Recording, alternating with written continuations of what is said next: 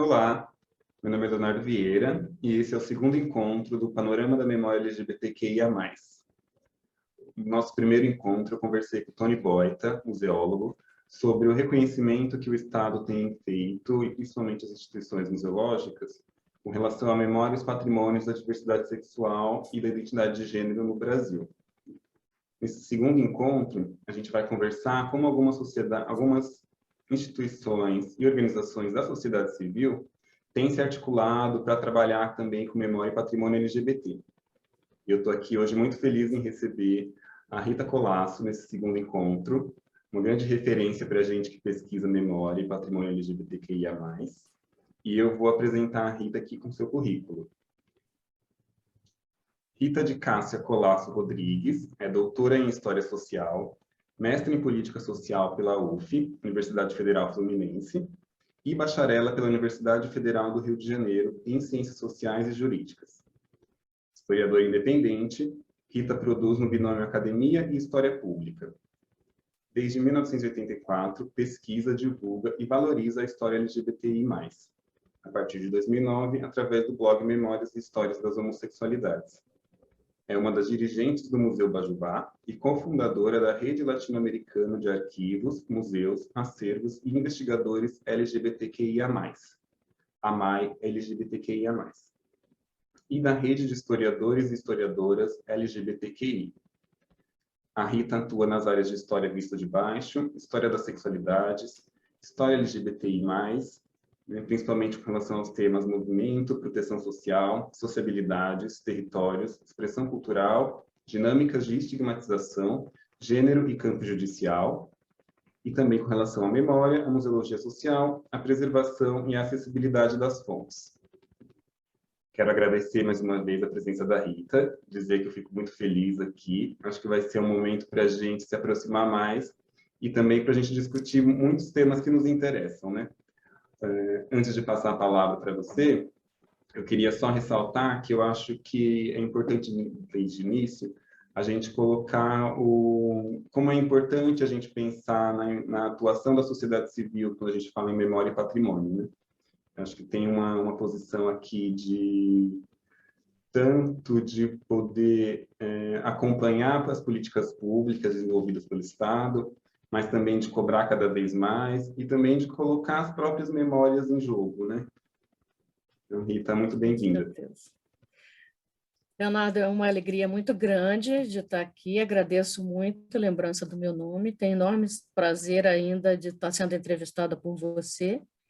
É uma pessoa que eu já vi o seu trabalho de pesquisa na revista Memória LGBT, e fiquei muito contente de ver o seu mapeamento, né? Então, é muita alegria estar aqui e poder participar dessa conversa. A alegria é compartilhada, pode ter certeza. Para começar, Rita, eu queria começar a nossa gravação fazendo uma pergunta que eu quero fazer para todo mundo que eu vou receber, né? Então, eu queria escutar de você qual que é a importância da gente falar sobre memória e patrimônio LGBTQIA+. Eu costumo fazer uma analogia, né? O Brasil, a população brasileira está envelhecendo e tem sido cada vez mais comum a gente ter informação de amigos nossos que têm algum parente, ou mesmo na nossa família, alguma pessoa com Alzheimer. Quando a gente vê um paciente com Alzheimer, fica bastante flagrante a importância da memória. A memória é o que nos constitui, o que nos dá identidade. Se a gente não tem memória de onde nós viemos, do lugar que nós ocupamos, das redes de relações que nos vinculam ao espaço social, ao espaço histórico, ao espaço político, desses vários, nos múltiplos contextos que nós estamos vinculados, seja o contexto de trabalho, contexto de estudo, contexto de vizinhança, de bairro, etc., se a gente não tem essa memória, a gente não tem a consciência de si, né? A gente não tem consciência de quem é, de que lugar ocupa, tampouco das forças políticas que marcam e estruturam a nossa vida. Então, a gente fica meio que um vegetal, né? A gente fica vivendo o dia a dia meio como uma folha na onda do mar, na praia, né? Ao sabor das ondas, para lá e para cá, sem saber direito como veio parar nessa praia, as forças dessa onda que estão atuando sobre nós, e muito menos os mecanismos que nós temos de nos livrar dessas ondas. Então, eu faço essa analogia para tentar demonstrar a importância da gente saber da nossa memória, né? A gente precisa saber da nossa memória enquanto latino-americano, né? Qual o papel que a gente ocupa no concerto das nações? Quais são as forças políticas que interferem na nossa vida e na vida do nosso país? A gente tem que saber, do ponto de vista da história interna do nosso país, principalmente no momento que nós estamos atualmente, né? Então, se você não tem memória histórica, você não sabe, não consegue entender o contexto que você está vivenciando. É como você está no meio de uma floresta, mas só conseguir ver ao nível dos seus olhos. Você não tem dimensão da floresta, percebe? Quando você tem uma perspectiva histórica, você consegue ter a visão da floresta de longe, de cima, você consegue compreender a floresta como um todo. São essas as analogias que eu uso para tentar transmitir a importância da memória e da história. Nossa, muito bacana. E hoje, coincidentemente, né, a gente está gravando no dia 31 de março de 2021, né? E hoje é uma data muito triste para a história brasileira, porque a gente faz referência ao golpe militar, né? O golpe civil militar. E aí, aproveitando a nossa discussão, eu queria saber de você como você considera que as memórias e as vivências de travestis e transexuais, por exemplo, né, como um exemplo de um dos vários grupos que são extremamente marginalizados na nossa história, conseguem contribuir para um fortalecimento da própria democracia brasileira? Se nós tivermos informação, conhecimento sobre as memórias e as histórias dos grupos vulnerabilizados, entre eles a população travesti, a gente tem noção de como o nosso país tem uma marca de autoritarismo, de violência e de discriminação, né? A gente acompanha o extermínio da população negra, dos jovens negros de comunidades, a gente acompanha o extermínio da população travesti, e esses são dados, né, são indícios que denotam a enfermidade da nossa sociedade nacional, né? Por muitos anos, a gente viveu a utopia de que o Brasil era um país fraterno, né? Um país amistoso, um país que não havia violência. E quando a gente observa essas contradições, né, como que um país fraterno, amistoso, é capaz de ter sido o último a liberar, a exterminar a escravidão? Como que um país fraterno, amistoso, foi capaz de acabar com a escravidão sem garantir nenhum direito, sem garantir mecanismos de inclusão social da população recém-libertada? Como é um país fraterno, se as travestis continuam sendo mortas nas ruas, a elas majoritariamente ainda é relegada à prostituição. Então, são esses aspectos que apontam a profunda contradição da nossa sociedade, né? Então, a gente precisa ter clareza disso, enxergar, compreender para poder superar. Nossa, muito bacana. E ontem a gente, na gravação com o Tony Boita, a gente comentou um pouco também, né, sobre esse caráter ambíguo e esse caráter controverso, né, do Estado brasileiro, assim, né? A gente estava comentando que, ao mesmo tempo que a gente tem uma legislação super estruturada com relação aos direitos da população LGBTQIA+, na prática cotidiana a gente continua sendo muito violentado, né, de diversas maneiras, né?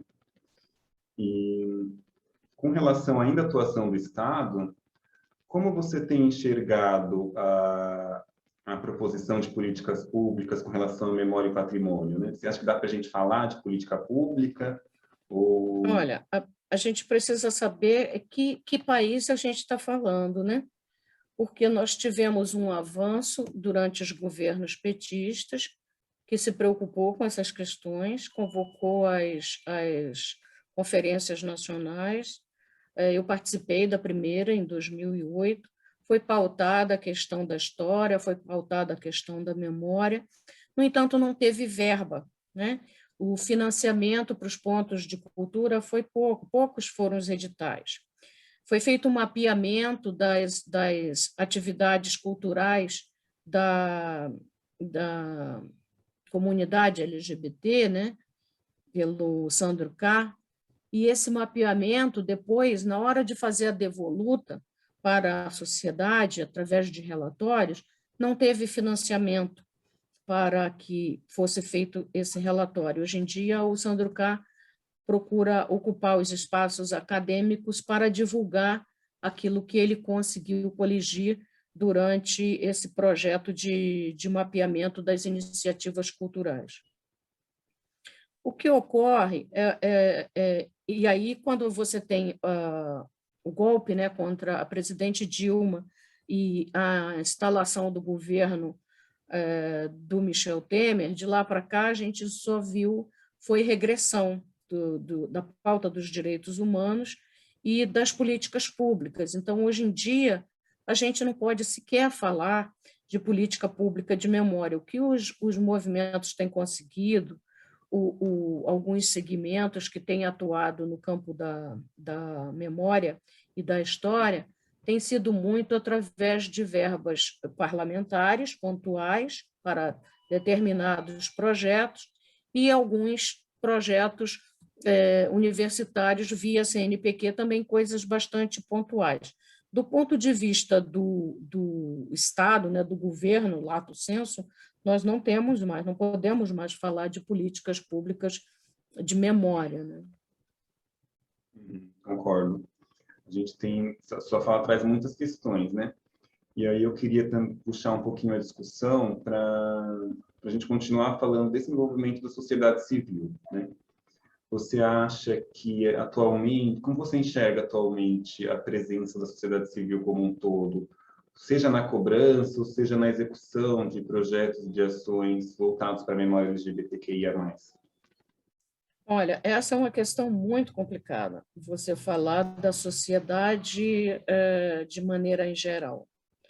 Porque se nós não temos, de parte dessa sociedade, da sociedade nacional brasileira, uma preocupação ou um conhecimento da própria história nacional de maneira ampla, nós hoje, como você lembrou, nós estamos numa data dolorosa, principalmente pelo contexto em que nós estamos vivenciando essa data, né?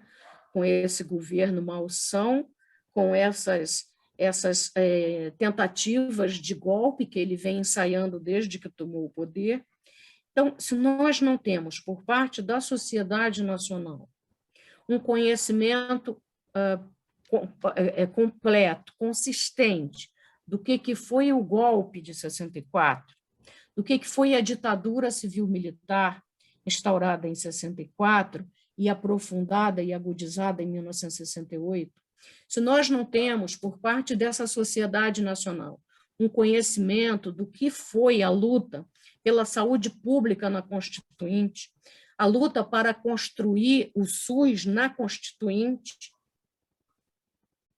essa sociedade não tem como defender esses direitos, não tem como defender a liberdade, não tem como defender a democracia, não tem como defender o SUS. Como nós vamos falar de defender o patrimônio LGBT, que é um grupo historicamente aviltado, historicamente visto como pária, como abjeto, como imoral, como delinquente? Percebe a nossa dificuldade, o quanto nós estamos ainda em débito com a história de forma ampla. E a sua fala aponta para a importância de vários grupos, né, de vários setores da sociedade, como da sociedade civil, né, da sociedade seja organizada ou seja desorganizada, digamos, né, informal, e se articular para a gente lutar pela nossa memória e pelos nossos patrimônios, né?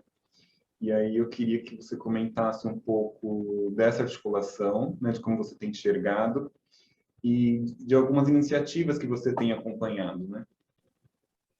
Olha, se por um lado eu faço a crítica à passividade, à inércia que a gente ainda observa, né, na defesa do nosso patrimônio, eu reconheço que nós estamos vivendo, paradoxalmente, num momento bastante positivo em termos de reconhecimento da importância da memória e da história.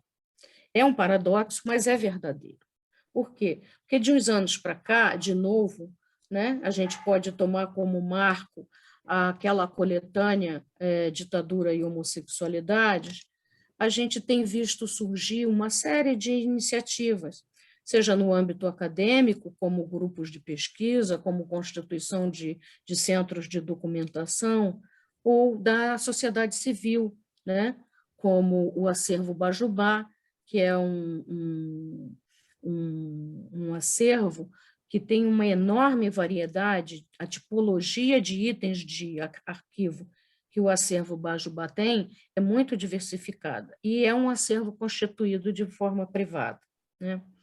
Outra iniciativa, o Museu da Diversidade Sexual de São Paulo, que tem realizado ações interessantíssimas no campo da cultura e da memória LGBT. A própria Casa 1, em São Paulo, que é uma instituição de acolhimento de jovens expulsos de casa por conta da violência contra o segmento, é uma instituição que tem na sua parte, que ela é dividida em duas partes, né? A parte da moradia e a parte cultural, educativa. Nesse casarão, que é lá na Bela Vista, no Bexiga, na rua Adoniran Barbosa, eles têm realizado iniciativas fantásticas no aspecto da memória, de sensibilização para a memória, para a preservação da memória, oficinas de memória, etc.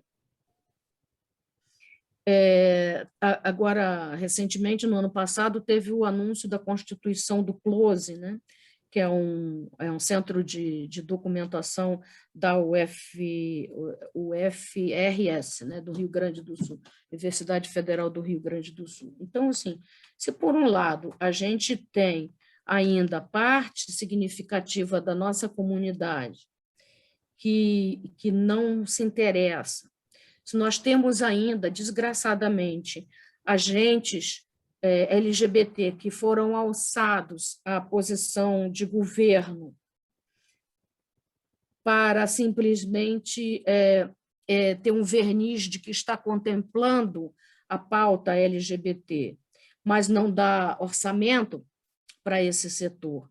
Nós temos esses dirigentes que se permitem ser usados por certos políticos e têm conhecimento de patrimônios históricos LGBT que estão em vias de desabar por conta de falta de ações de preservação e não faz nada, você fica num estado de desespero. Entende? Como que um agente público, porque você é nomeado, você não é funcionário público, mas no momento em que você está exercendo aquela função, todo o regulamento do servidor público vai na sua cabeça. Desídia, omissão é crime. Então, você tem conhecimento que aquele prédio está em vias de ruir e você sabe a importância histórica daquele prédio e você não faz nada, e você não se articula, não procura parlamentares para ver uma verba parlamentar para pelo menos fazer obras de escoramento, para evitar que ele venha abaixo, você está sendo criminoso, você está sendo cúmplice. E isso é naturalizado. E a pessoa dorme sossegada e acha que é da ordem do impossível de mudar. Ah, não tem verba.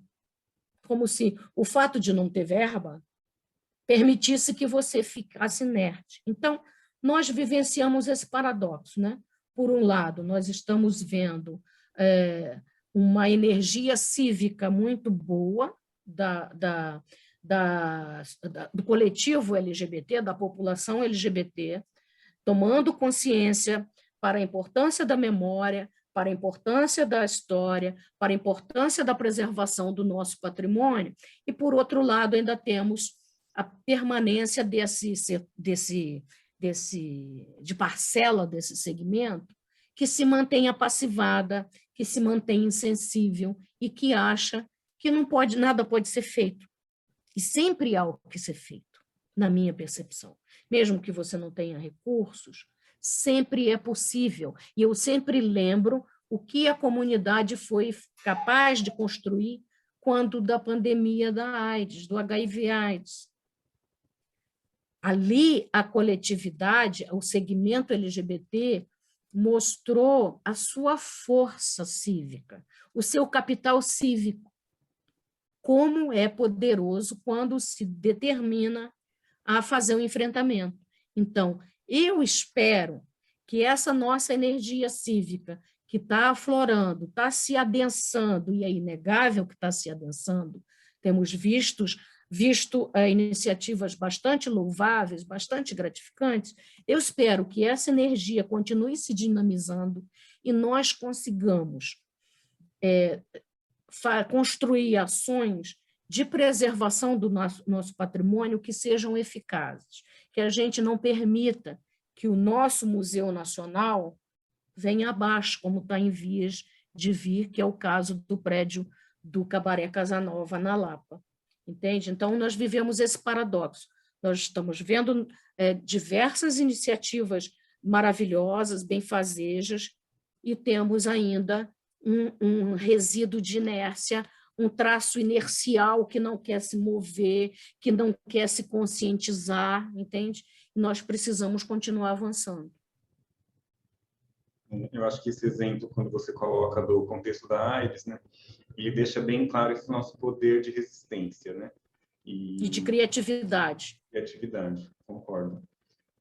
Um ponto que eu queria também trazer é que, como você ressaltou, a gente tem, ao longo dos últimos anos, né, a gente tem visto surgir uma série de iniciativas da sociedade civil que tem trabalhado com esses temas, e pelo que eu enxergo, algo muito positivo também desse movimento é a multiplicação de olhares, né? A gente ainda tem uma certa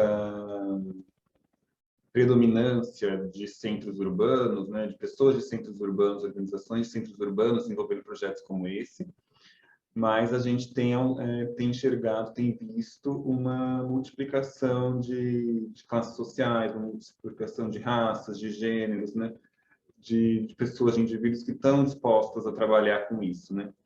Você enxerga isso também? Como é que você tem visto? Enxergo, assim, a iniciativa, por exemplo, você estava falando e veio à minha memória, a iniciativa do pessoal da Festa da Chiquita, de se mobilizar para conseguir que ela fosse reconhecida como patrimônio imaterial da coletividade LGBT, numa época que a memória LGBT definitivamente não fazia parte da agenda do ativismo LGBT. Eles lutaram, foram rechaçados pela ala conservadora da Igreja Católica local, principalmente local, né? As beatas da Igreja Católica têm um documentário no YouTube que fala sobre a festa da Chiquita, e entrevista padre, entrevista beatas e entrevista pessoas que são protagonistas dessa festa, e essa festa acabou sendo reconhecida. Eu creio que ainda não faz parte do calendário oficial, mas pelo menos ela foi reconhecida como patrimônio imaterial da nossa cultura. Então, você veja, não eram acadêmicos, certo? Não eram historiadores, eram pessoas comuns da coletividade que tiveram a felicidade de criar uma atividade cultural, e essa atividade se tornou longeva, atravessando décadas, e representativa da nossa cultura, da nossa alegria, da nossa capacidade de resistência. Porque uma outra coisa que eu gosto de destacar é o seguinte: nós, no Brasil, temos dois grandes segmentos que, por mais que tenha sido discriminado e alvo de violência por parte da população e das instituições de Estado ao longo da história, eles não se permitiram ficar tristes. Eles não se permitiram que toda essa sorte de opressão lhes retirasse alegria. São os negros e a comunidade LGBT. Então, um dos nossos traços característicos, e que eu gosto muito de destacar, porque a gente precisa ter sempre lembrança disso, porque esses são dois capitais muito valiosos nossos, é a nossa alegria, a nossa capacidade de prazer e a nossa capacidade de resistir. E resistir rindo, debochando, resistir pelo lúdico, destruir as estruturas carcomidas dessa sociedade hipócrita, zombando da cara delas, rindo, entende? Na rua, dando gargalhada, dando pinta. Por isso que quando a gente morre, a gente vira purpurina, porque a gente não deixa de rir. Então, se durante a pandemia nós tivemos uma pessoa como a Brenda Lee, que transformou a casa dela num ambulatório e saiu pelo meio do mundo pedindo ajuda, foi para a emissora de rádio, foi para a emissora de televisão, foi para tudo quanto era canto, todo lugar que ela podia, ela ia cavar espaço para conseguir ajuda, para conseguir doação para aqueles pacientes que ninguém queria. E não era só LGBT, muitos pacientes heterossexuais que eram literalmente atirados no lixo. Eu presenciei isso. Foi noticiado na Rede Globo, no Rio de Janeiro, pacientes num monturo de lixo, que não tinham condições de se levantar dali porque foram abandonados pelas suas famílias. Nós temos essa capacidade. Você vê que a população afrodescendente também não perdeu a sua alegria. Uma das grandes marcas da cultura afro-brasileira é a alegria, é o humor, é a vitalidade. Então, a gente precisa dinamizar essas nossas características e dar a volta por cima. A gente lembra de grandes nomes da nossa cultura, Joãozinho 30, o que Joãozinho 30 fez em termos de revolucionar a cultura? E era alienação? Não. Ele capitalizava o lado lúdico, o lado alegre. Então, você pode usar esse teu potencial de alegria, esse teu potencial de resistência, como um elemento transformador, não como elemento de alienação, mas como potência transformadora. E eu aposto nisso, eu acredito nisso, porque nós temos capacidade de fazer isso. Nós precisamos só nos atentar de que nós temos essas ferramentas. Faz parte de nós. Nossa, acho muito bacana que você traz. Assim. Tem um pesquisador chamado Leandro Collins, que publicou um livro recentemente, em que ele fala sobre, né, resumidamente, ele fala sobre o panorama espanhol dessas iniciativas de museus e de artistas que querem expor a sexualidade e trabalhar questões de gênero, né? E aí ele trabalha com um conceito que é a de resistência, né? Que seria essa resistência pelo gozo, pelo né? riso. E aí dialoga muito com o que você traz, né? E tem uma potência assim de transformação e de incentivo, né? Para que a gente se articule, né? Para a gente enxergar os processos sociais de uma forma muito mais revolucionária. Com certeza. Enorme, né? Então é muito Com interessante certeza. mesmo pensar por isso, por essa lógica, né? Você vê um outro ícone, Clóvis Bornai, né?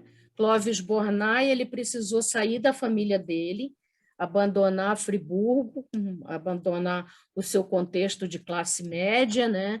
Gente imigrante, gente com seus preconceitos de classe, abandonar isso tudo, foi acolhido por uma outra família, que era da área da museologia, foi introduzido no meio da museologia, se tornou um grande profissional da museologia, e esse homem tem uma contribuição para a cultura carioca e nacional, porque não se pode separar a cultura local do nacional.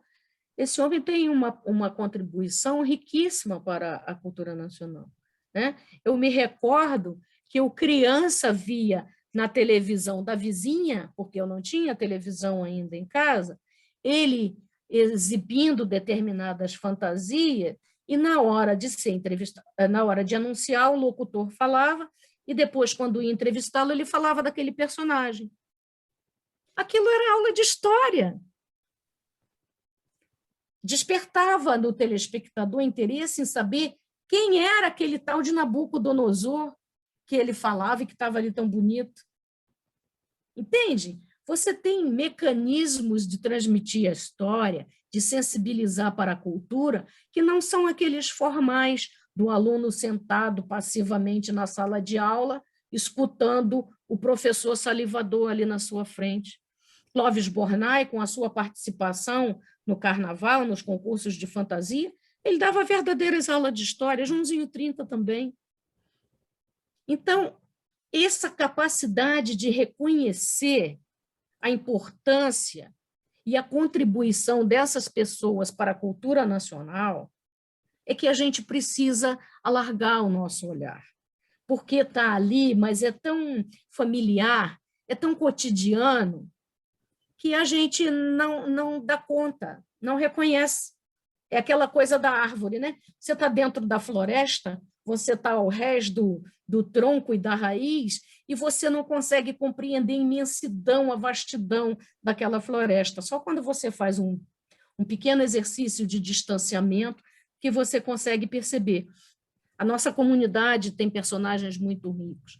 É de se orgulhar, por exemplo, que é coisa mais deliciosa do que a Filipa de Souza, uma sapatão que no período mais repressivo, né, da moral mais repressiva, que era sobre o tacão da Igreja Católica, ela era capaz de seduzir tudo quanto era de mulher que ela queria, e ela, ainda submetida ao jugo da Inquisição, ela dá o testemunho dela, e as outras dão o testemunho, né, que ela, com seus requebros e com suas cartas, ela seduzia. O potencial lúdico, o potencial de Eros que tem essa personagem. Então, nós temos personagens muito ricos na nossa cultura, na nossa comunidade, personagens que nos dão orgulho da trajetória que eles construíram, e a gente precisa se apropriar disso, que esse é o nosso capital cultural, é o nosso capital histórico, para fazer frente ao desafio que o momento atual está nos dando. Nós precisamos fazer esse enfrentamento. Isso foi dado pelo momento histórico, e nós somos agente histórico, temos que enfrentá-lo, temos que dar conta, temos que estar à altura desse desafio, entende? Você desculpa ser tão veemente, mas é que o momento atual não permite fazer uma fala comportada, calma, entende? Uhum. Não, eu concordo com você mesmo. Eu acho que não dá para a gente se dar ao luxo de não fazer essas críticas e essas falas contundentes. Assim, né? A gente precisa colocar as questões na mesa, né? De forma muito clara, o mais clara possível. Né? E um ponto que eu achei bem bacana que você trouxe agora é esse exemplo do Clóvis Bornai, né? De como é interessante a gente pensar em formas de que a população se aproxime do conhecimento histórico, né? Tem interesse. E eu sinto que esse é um interesse que você tem, que você nutre há muitos anos, né? E eu queria que você falasse um pouco, né, desses projetos, né, de como você tem tentado atuar nos últimos anos, né, na execução de projetos que valorizem a memória LGBT, né, e também, e principalmente, com relação ao seu projeto do Museu Pajubá e também do seu projeto de valorização do nome social após a morte. Eu comecei meio intuitivamente em 84, né, quando eu tinha participado de 2 grupos de ativismo, um na Baixada Fluminense, que foi o GAAG, e o outro foi o Triângulo Rosa, na capital, fundado pelo João Antônio Mascarenhas. E aí, em 82, eu me dei conta que as pessoas com as quais eu conversava, eu fui introduzida numa outra rede social, e essas pessoas não sabiam, nunca tinham ouvido falar de Lampião da Esquina, de grupos de ativismo, nem nada. E aí eu achei que eu tinha que escrever alguma coisa sobre aquela experiência para comunicar aquela experiência histórica e para que aquela memória não se perdesse. Então, essa foi a minha primeira atitude em termos de preocupação com a preservação da memória. Né? Depois eu conta dos desafios da sobrevivência, né? Eu me formo, continuo na luta lá pela conclusão da graduação, inserção no mercado de trabalho, etc. E eu só retorno nos anos 2000. E aí eu tenho a iniciativa do blog, né, que é o Memórias e Histórias das Homossexualidades, começou em 2009. Ele começa como uma proposta meio como o Museu da Pessoa, só que ao invés de ser depoimentos gravados, que naquela época a gente não tinha essas ferramentas de audiovisual nas plataformas virtuais que nós temos hoje, seria escrito. Então, eu pedia às pessoas que participaram do ativismo nos seus primeiros anos, ainda nos anos 80 e mesmo início, meados dos 90, para fazer as suas memórias por escrito, que publicaria ali no blog. A coisa não avançou, mas eu já tinha criado o blog, e aí eu fui produzindo textos assim meio tateando, né? sem dominar a linguagem virtual e tal. E tenho procurado, desde então, sensibilizar para a nossa história, os nossos personagens, a sua contribuição para a cultura nacional, em vários campos de atividade. No meio do caminho, né, das minhas atividades no blog, num dado momento eu tomo a iniciativa de fazer o que eu chamo de passeios por espaços de memória e resistência. E depois eu cunhei a categoria territórios, porque eu trabalho com o território do ponto de vista da geografia enquanto espaço conquistado. Então, as calçadas, as praças públicas, os mictórios, todos os espaços de sociabilidade que foram conquistados, e ali foram instituídas formas de sociabilidade e manifestações culturais, são esses espaços que foram esses espaços na cidade do Rio, que eu construí roteiros e criei, depois eu chamei de walking tour, etc. Porque também tenho formação como guia de turismo. No início não havia interesse, para você ver a coisa da memória, eu comecei em 2011, parece, a fazer os... e eram 4 pessoas, no máximo, que apareciam. E depois eu me mudei, né? Em 2016 eu vim aqui para Rio das Ostras, e logo em seguida eu perdi minha mãe, então atravessei aquele período de luto e fiquei meio à deriva. Depois eu fui convidada a participar do seminário do Museu Queer, em São Paulo, e ali eu manifesto a minha percepção de que esses espaços na cidade constituíam um museu a céu aberto. Não a categoria de museologia, museu a céu aberto, mas um museu cujo patrimônio estava disseminado no espaço mesmo da cidade, e que era preciso ser apropriado, e que era passível de apropriação por vários campos do conhecimento: turismo, arquitetura, urbanismo, história. E fiz essa fala no seminário Museu Queer. Posteriormente, fiz essa fala também na conferência Almes, lá em Berlim, que é um espaço que reúne pessoal de arquivo, de acervos, museus, livrarias e pesquisadores da temática LGBT. Fiz a mesma fala lá. E nesses 2 eventos eu encontrei muita receptividade. Antes desses eventos, eu tive receptividade também por parte do Tony e do outro parceiro dele, que formaram a revista Memória LGBT, Jean Batiste e Tony Boyd. Eles me convidaram para um seminário de museologia, que foi lá aquele do Pavãozinho, em 2015, se não me falha a memória. Então, a partir daí, as coisas ficaram, né, sendo trabalhadas em nível de meio de subconsciente. E quando foi em 2019, eu retomei os roteiros. Foi muito emocionante, porque aí já tinha uma população enorme.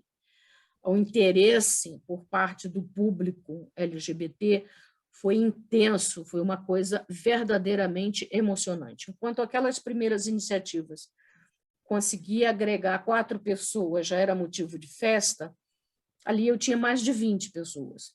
E fiz sessões assim de manhã e de tarde, com roteiros diferentes, e sábado e domingo. E público diverso, tanto público LGBT quanto pessoas heterossexuais, gente de várias formações universitárias. Então, isso foi uma coisa que me deixou muito feliz, muito encantada, porque eu percebi que já havia uma consciência, uma sensibilização para com a nossa história. E agora, com a pandemia e toda essa sorte de atividades virtuais que a gente vem desenvolvendo, que foi um saldo positivo, né, da pandemia, foi toda essa produção que a gente vem realizando em vários campos de conhecimento, e que, de outro modo, presencialmente não teríamos recursos para realizá-las. 12 de junho, eu tomo a iniciativa de fazer a musealização desses roteiros. Inicialmente, eu pensei em fazer só da cidade do Rio, e depois, conversando com o Luiz Morando, nós retomamos o projeto anterior que nós tínhamos. Nós tínhamos o projeto do Núcleo de Memória, Referência e Pesquisa, que visava disponibilizar o acervo, né, de pesquisa que o Luiz Morando reuniu ao longo dessas décadas todas que ele tem de pesquisa, e possibilitar que outros pesquisadores tivessem acesso e fazer, na época eu não chamava de museu, chamava de mapeamento. Então, nós tínhamos nesse núcleo um tripé. E aí, eu conversando, eu falei, a gente pode retomar a proposta do núcleo, né, que ficou meio parada por conta do golpe que a gente levou do profissional de TI. Ainda tem isso, né? A gente contrata um profissional de TI porque ele é filiado a um partido político de esquerda, porque ele fez vídeos documentário com travestis da terceira idade, ele é um cara de esquerda, então a gente confia, não escreve contrato, não faz nada. E aí, 1 ano pagando os honorários e o cara não entregou a página, o programa da página, que ele disse que tinha capacidade técnica para fazer, enfim. E aí nós ficamos no zero, procurando um outro profissional de TI que tivesse capacidade de desenvolver o projeto, e logo em seguida veio a pandemia, né? E aí a gente ficou nessa deriva. Então, com essa proposta de musealização, eu percebi que era possível retomar aquela proposta que estava integrada ao núcleo. E aí o Luiz Morando concordou, então ele é o meu grande parceiro nessa empreitada do Museu Bajubá, e estamos musealizando já 4 giras, né? Nós chamamos as estações, né, os espaços de musealização, ou as salas de exposição, nós chamamos de gira, que é um termo das religiões afro e um termo incorporado pelo socioleto Bajubá.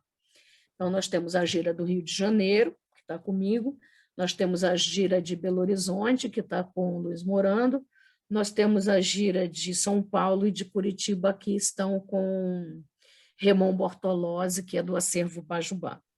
Então, nós estamos aí a duras penas trabalhando na constituição da página do museu, da exposição de inauguração do museu, com recursos do nosso bolso, porque a gente não tem financiamento, a gente não como nós não somos membros de uma universidade, não somos professores universitários, a gente não pode apresentar esse projeto como um projeto de extensão e conseguir algum financiamento pelo CNPq, por exemplo. Então, nós estamos fazendo tudo com recursos próprios, então fica um pouquinho mais difícil.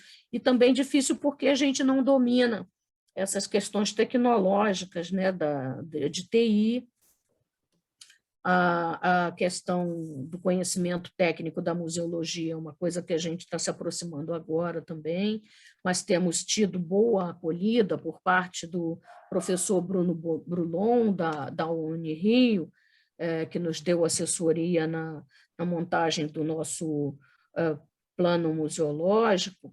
Temos o apoio também do professor Jesulino Braga, da UFMG, que também tem nos dado apoio, nos ajudado com o Tainacan. Agora, hoje a gente tem uma reunião para, de novo, né, trabalhar com o Tainacan. Então, com essas parcerias, com essas solidariedades, a gente vai avançando devagarinho e a gente tem bastante convicção de que no dia 28 de junho a gente vai conseguir fazer um evento, não ainda a inauguração da exposição comemorativa, mas vamos fazer um evento, vai ser uma palestra, né, uma série de falas, tanto da museologia quanto da questão da cidadania LGBT, e falando um pouco sobre essas giras que estamos musealizando. Então, já convido todo mundo para no dia 28 de junho, que é o Dia Mundial do Orgulho LGBT, a gente vai fazer o anúncio oficial do museu e depois, no segundo semestre, nós havemos de fazer o lançamento da nossa primeira exposição comemorativa. É o outro projeto, o da campanha. Dignidade também pós-morte, o nome da campanha. Nessa campanha, a gente trabalha dois aspectos. Produção de conhecimento, no sentido de informações que envolvam e quebrem o tabu de temas como luto e finitude.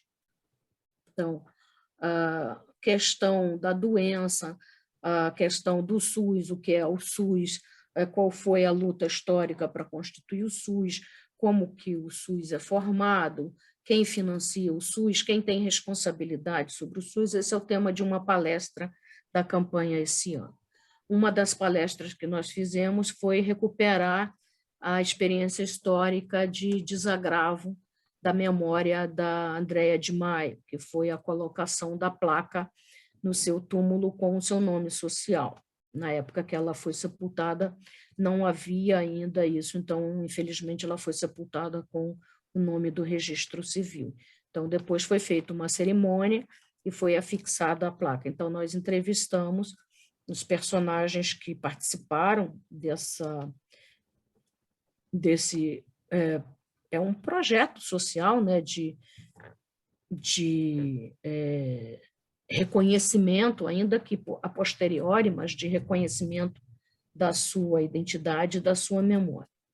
Depois fizemos uma outra roda de conversa com a superintendente que atuou nos serviços funerários na época e a educadora que trabalhou com ela, e várias atividades que elas fizeram nessa pegada, né, de falar sobre luto, falar sobre memória, falar sobre finitude, sensibilizar para esses temas, desmistificar, sensibilizar e valorizar o trabalho desses profissionais, por exemplo, o profissional que trabalha nos cemitérios, que são profissionais muito estigmatizados pela sociedade e que eles são muito importantes. Então, foi muito bom aprender com elas, né, com a Cadiga e com a Lúcia, e agora elas estão com a gente participando da campanha, estão nos ajudando. Uma outra roda de conversa, um outro tema que a gente vai abordar ainda agora nesse primeiro semestre, pelas próximas semanas, é a questão do luto mesmo, né? Porque com tantas mortes, tanto na pandemia quanto do segmento LGBT, e a gente não ter espaço para falar dessas mortes, espaço para esse luto se manifestar e ser reconhecido e ser apoiado, porque é muito dilacerante você vivenciar um luto e ele não ser legitimado, entende? Você, além de viver a sua dor, você não encontra reconhecimento por parte da sociedade, seja a mais próxima, seja a mais ampla, para a compreensão da sua dor. E a gente não tem percebido isso da nossa sociedade, né? Além do isolamento físico, a gente não tem visto ações da sociedade civil que procurem trabalhar esse aspecto. Então, é um tema que a gente quer trabalhar, esse aspecto, né, de vivenciar o luto, de falar das perdas, de falar do medo, que são questões que nos atravessam, né? A gente tem medo de ficar doente, a gente tem medo de morrer, outros têm medo porque não sabe se vai perder o emprego, não sabe se vai ter alimento amanhã. Então, a gente precisa falar sobre essas coisas. E, de novo, a questão da solidariedade, né? Precisamos construir redes de proteção entre nós, de forma que a gente possa buscar apoio, possa buscar conforto. Então, são essas as iniciativas que eu estou mobilizada, além de participar da rede de historiadores e historiadoras, né? Que também está programando uma série de atividades agora de maio até junho. Nossa, muito bacana esses projetos, assim, eu acho que eles têm uma potência, assim, muito grande. Fico muito feliz que vocês estão conseguindo desenvolver isso, né? A minha última pergunta, ela iria nesse sentido, né, desse apoio que a gente precisa, tanto do Estado quanto das organizações e dos grupos, para desenvolver projetos como esse, né, de forma autônoma. Mas eu acho que você conseguiu tocar nesse ponto, que é trazendo a questão das redes de apoio, né? Eu acho que isso é fundamental, assim, para a gente. Então, eu queria encaminhar para o encerramento da nossa gravação e agradecer mais uma vez. Eu acho que quando eu planejei uma atividade, eu não tinha, acho que, noção do quão potente seria conversar com você. Fico muito feliz que a gente tenha tocado em alguns pontos que são, assim, muito importantes para a gente, como comunidade LGBTQIA+, e também aqueles interessados em memória e patrimônio. Então, agradeço muito, foi um prazer te conhecer. Te desejo muito sucesso nesses projetos e espero muito acompanhar esse evento no dia 28. Eu agradeço de novo, eu repito o meu agradecimento, né, o agradecimento por ter lembrado do meu trabalho, do meu nome. Fico muito feliz de estar sendo entrevistada por você, porque eu vi o trabalho de mapeamento, né, um inventário preliminar que você fez e foi publicado na revista Memória LGBT. Fiquei muito contente, citei, acho que em 2 artigos meus que estão inéditos, ainda não foram publicados, e foi uma alegria enorme saber que era você com quem eu ia bater esse papo, né? Uma pessoa que eu já tinha, assim, já conhecia o trabalho e estava muito feliz com o trabalho que você realizou, né? Então, é muito gostoso a gente poder falar, né? Falar de coisas boas e falar também de coisas duras, doloridas, com uma pessoa que a gente respeita o trabalho, que a gente tem admiração e acaba conhecendo. Então, foi muito bom bater esse papo com você, conhecer você, e eu espero que a gente se encontre mais vezes, né, nesse campo da nossa militância pela nossa cidadania cultural, que está lá inscrita na Constituição, tem leis que nos garantem, mas a gente precisa fazer com que elas funcionem na prática, senão a lei não, em si, o texto frio da lei não vai servir de nada. Nossa, eu me sinto muito honrada com suas palavras, muito obrigado. E repito, né, e endosso também, né, o que você traz. Para mim está sendo uma alegria muito grande, né, encontrar com você, que é uma pessoa que eu acompanho o trabalho há muito tempo, e agora ter essa aproximação, né, te conhecer um pouco melhor, te conhecer como pessoa, como cidadã, para mim é muito gratificante, né. Então, eu fico na torcida também para que esse seja só o início de uma longa caminhada juntos, né? Voltando à nossa fala final, essas redes de apoio para a gente é fundamental, né? Então, Sim, a gente precisa estar com os nossos. Ainda mais assim, já que fisicamente estamos confinados, né? Fortalecer essas redes no campo da virtualidade tem sido muito importante. Você veja, o museu surgiu durante o isolamento físico. A rede LGBT surgiu durante o isolamento físico. Isso significa alguma coisa, né? Isso significa que o nosso lado saudável está fazendo movimentos de vida, né? A gente está se reunindo, a gente está se mantendo junto, e é essa a saída, né? Quanto mais a gente nos unir, trocar ideias, trocar medos, trocar angústia, trocar temores também, mas a gente troca também energia de vida, poder de transformar, né? Quanta coisa bacana, positiva, importantíssima tem sido produzida no contexto dessa pandemia, né? Isso também é importante da gente recordar e valorizar. Muito obrigado, Rita. Concordo inteiramente. Um abraço para você. Tá? Outro grande. Te cuida, isolamento, isolamento, isolamento, máscara sempre, mão lavada toda hora, álcool em gel, a gente precisa se manter vivo. Com a gente certeza. Precisa... Outra forma de resistência é se manter vivo. Eles querem que a gente morra, mas a gente não vai morrer. A gente vai continuar vivo, lutando, incomodando, lutando pela democracia, lutando pela cidadania, lutando pelo SUS. Com certeza, a gente continua na luta e continua na resistência de se manter vivo. Exatamente. Um beijo grande. Um beijo. Tchau. Tchau, tchau.